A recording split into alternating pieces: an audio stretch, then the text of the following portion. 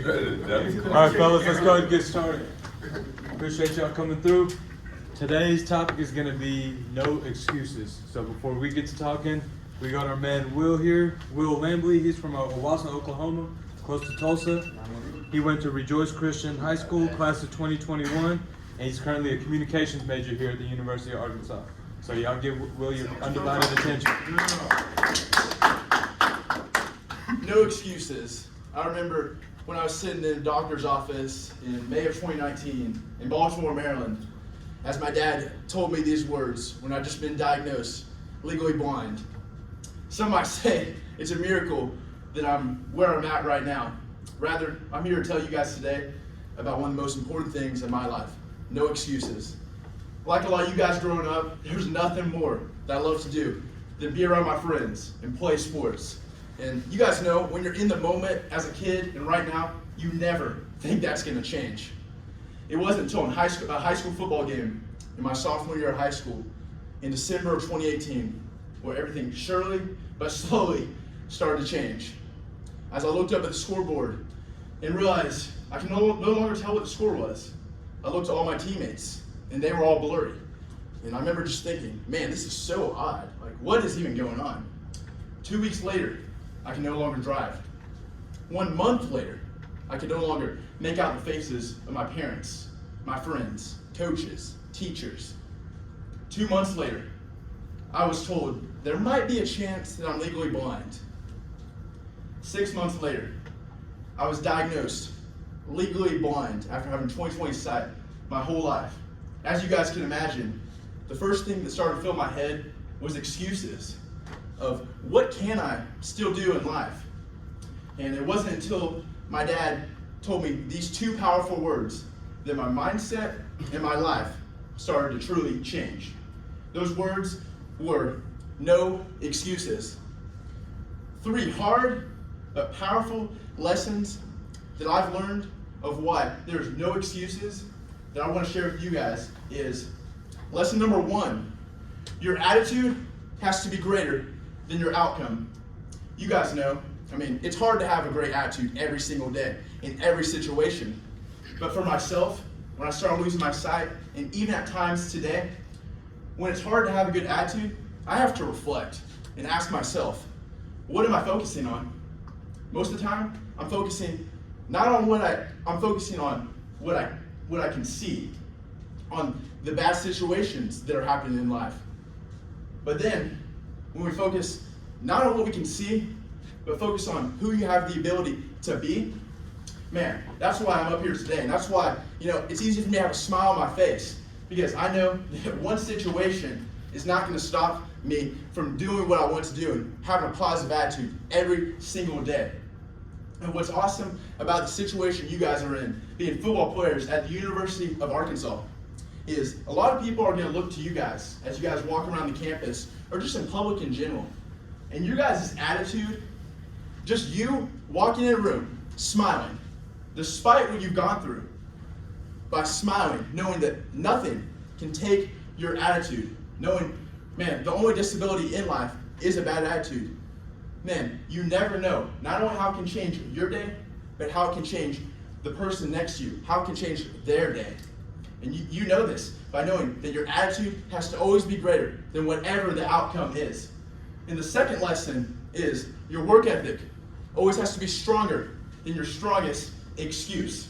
No matter how hard something is, you have to always work as hard as you can. And sure, there's days where it can be hard to even want to show up. But for me, whenever I started losing my sight, even at times today, I remember going into school thinking, man, everyone else doesn't have to do schoolwork like I have to do it. Man, everyone else doesn't have to struggle. But you know what? That's all just lies. Because if you work as hard as you can, no matter how hard something is, I truly believe there's nothing you can't do. As one of my good buddies and mentors who ran track at Arkansas with no legs once told me, you can still do everything you want to do in your life. Sometimes you just have to find a different way to do it. After I lost my sight, I kept showing up to school.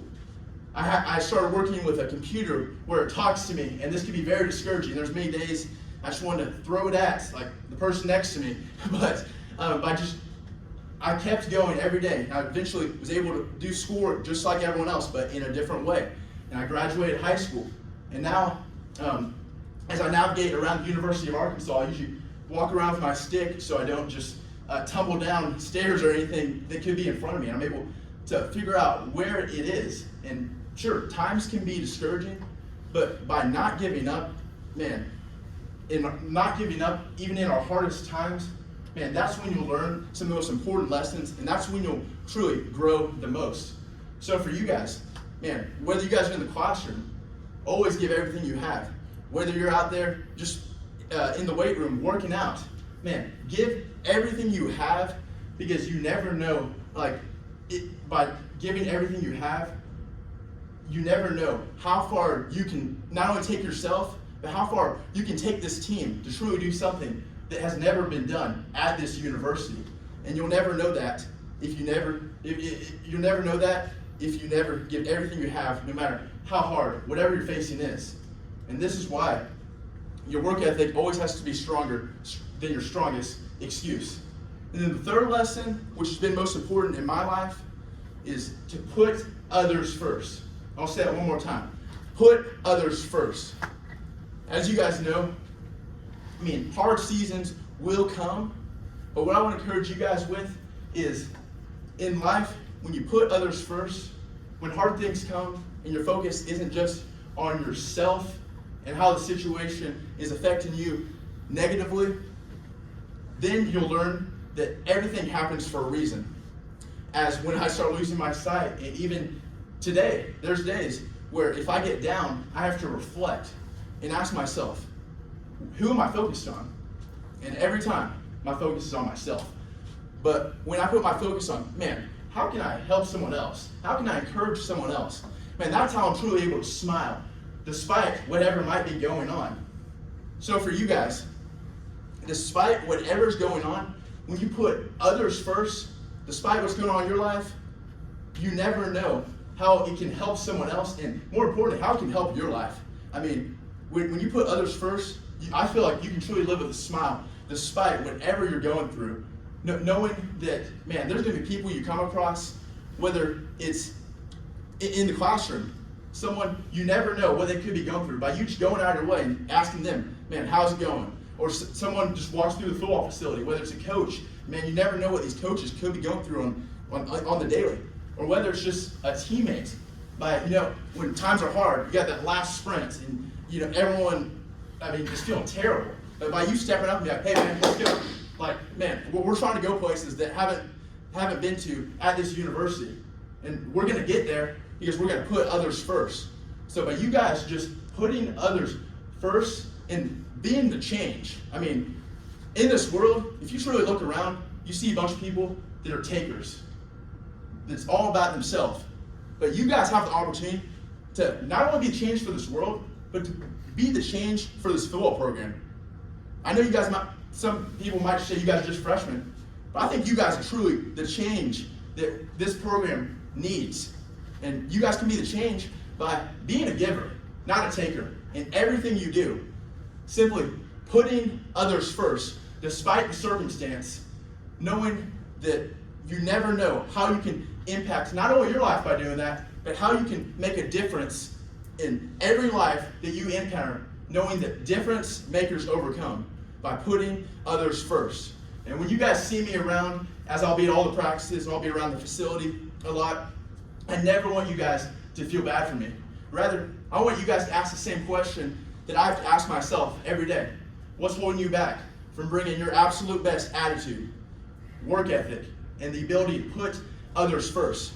Now, I'm here to challenge all of us to put a line in the sand that hard circumstances will not stop anyone in here from getting into where they want to get.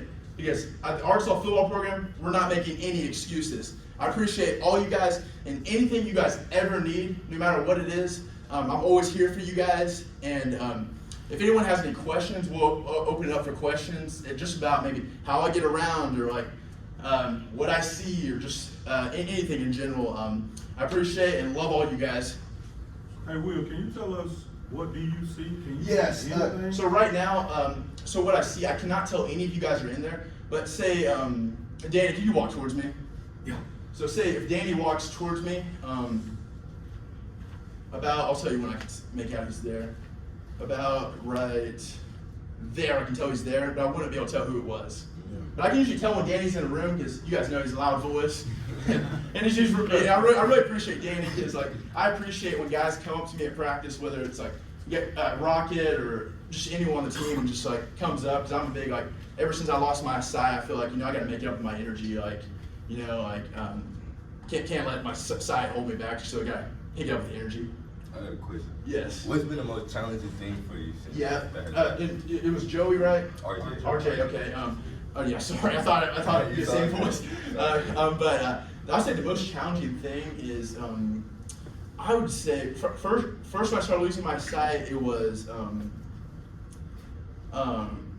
it was probably just like I don't want to be seen as someone like different, like or like look down like you don't want to be like look down on a dog like, oh, we feel bad for you. I mean, I want to be like a dog, DAWG, but like I just want to be seen as someone that I'm just a normal person, and probably the hardest thing was not thinking about it was probably just when I would be like put in situations like when I'd be like at a basketball game or something, and I would have no idea what's going on.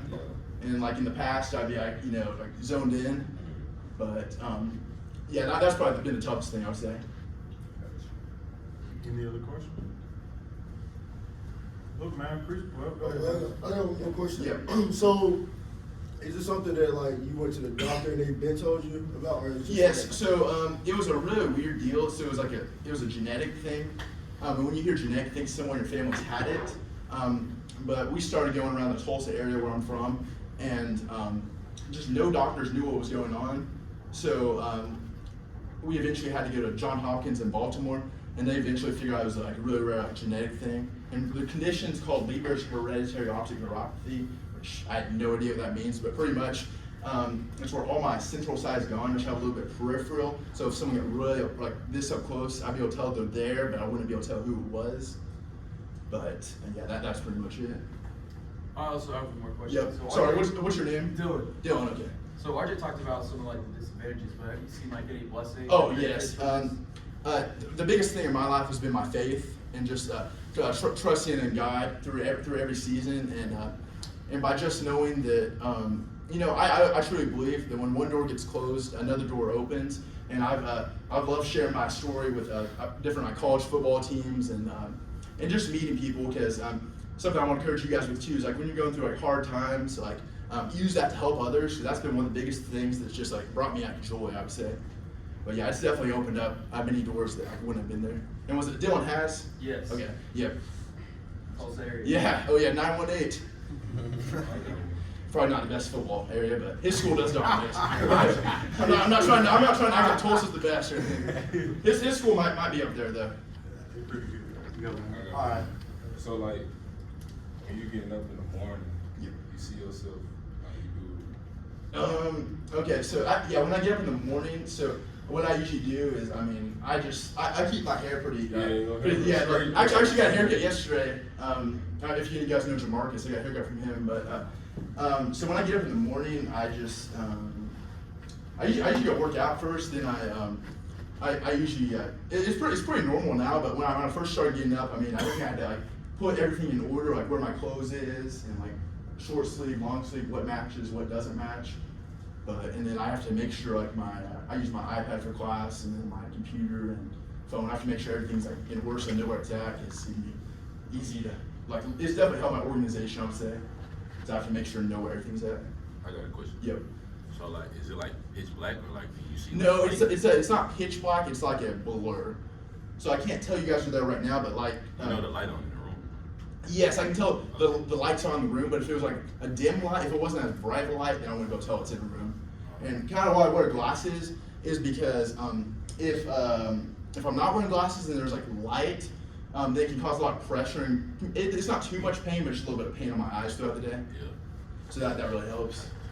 I'm Brad, by the way. Do what? My name Brad. Brad? Yeah. Nice to meet you. Yes, sir. I got a question for Yep. you. You're a very self-sufficient person. how much on a day-to-day basis help do you have, or assistance do you have to help you organize these things? Or since you are so self-sufficient now, how long did it take to transition from having that daily help to being where you are today? I would say it definitely took a while, and especially I would say the longest thing was in the classroom, because when I first started losing my sight, pretty much I just had to have everything read to me, and like when I took the ACT, like took like 3 days, like 10 hours, is that she just had to read everything. You guys know the ACT is just terrible anyways, but like I would say going to Arkansas was the best thing that happened to me, because obviously it was my first time being like by myself since I lost my sight, but just having to be uncomfortable. And I do, there's a lot of stuff I have to ask for help. It's really taught me like I need to communicate. And most of the schoolwork I do by myself. There's just certain things that I might go in for help. Like if it's like a test, I'll go to the testing center on campus just to make sure after I put in all my answers that I put in all the right answers. And but pretty much on the day-to-day, I'm pretty self-sufficient. Besides like not like out on the roads driving, but which I have done in some open parking lots, but it's pretty fun. All right, well, I appreciate that, man. Like, yeah, hey, hang around. We're gonna